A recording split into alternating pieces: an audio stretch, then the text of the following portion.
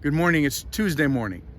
And if you're watching this at the beginning of your day, then you have a lot of choices to make.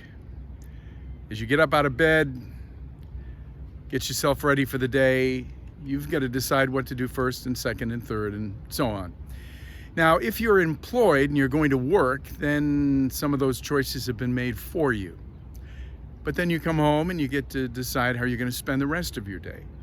If you're retired and your time is pretty much your own, then you've got some choices to make.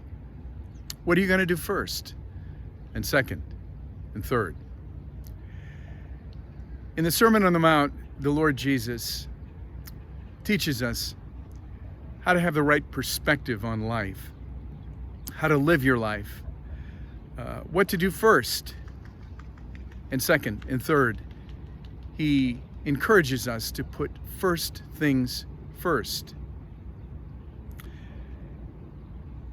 When our daughter was a little girl, we thought we were doing that with her. We thought we were teaching her to have the right perspective on life because she had, we thought, a problem.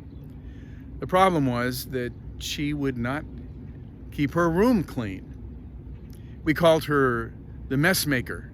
We called her the destroyer because any room of the house that she went into would be a disaster after she left, and she wouldn't pick it up. And so we decided we would fix this problem. And we came up with rules, and we tried to enforce them, and we tried to teach her. We had talks with her. We set rules and had timeouts, and you know what? After a while, nothing changed. She just did not change, and the problem was still there. So one evening, as I recall, Suzanne and I were sitting having coffee, and we were talking about the problem. And as we talked, we began to talk about Elizabeth and all of the wonderful things that we saw God forming in her life. And we made a decision that night that we would not fight the battle of the messy room, but instead that we would nurture those things that we saw in her that were beautiful. We would put first things first. So in the end, we ended up teaching ourselves more than Elizabeth. Here's the verse I want to share with you from Matthew chapter 6. Therefore, do not be anxious about anything. Don't be anxious about your life, what you shall eat or what you shall drink, nor about your body, what you shall put on. For is not life more than food, and the body more than clothing?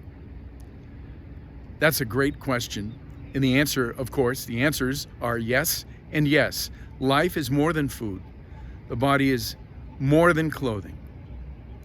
You know, it's interesting that in that verse, Jesus begins with the words, do not be anxious. The anxiety and the stress that we put upon ourselves because of Elizabeth's messy room was unnecessary. It was anxiety that came from a bad decision that we had made to put second things first. C.S. Lewis put it this way. He said, put first things first and the second things will take care of themselves. Put second things first and you will lose both the first things and the second things. Is not life more than food? Is not the body more than clothing? Today, as you start out and every day, think about those things that are truly important to God, to others. Put those things first. And if the second and the third things are left undone, you know what? That's okay. You're living the life. You're living your life the way Jesus intended you to live it, by putting first things first. So, God bless your day. I hope that you'll be with us tomorrow, Wednesday at 7 p.m. as we continue our study in the book of Jonah. God bless.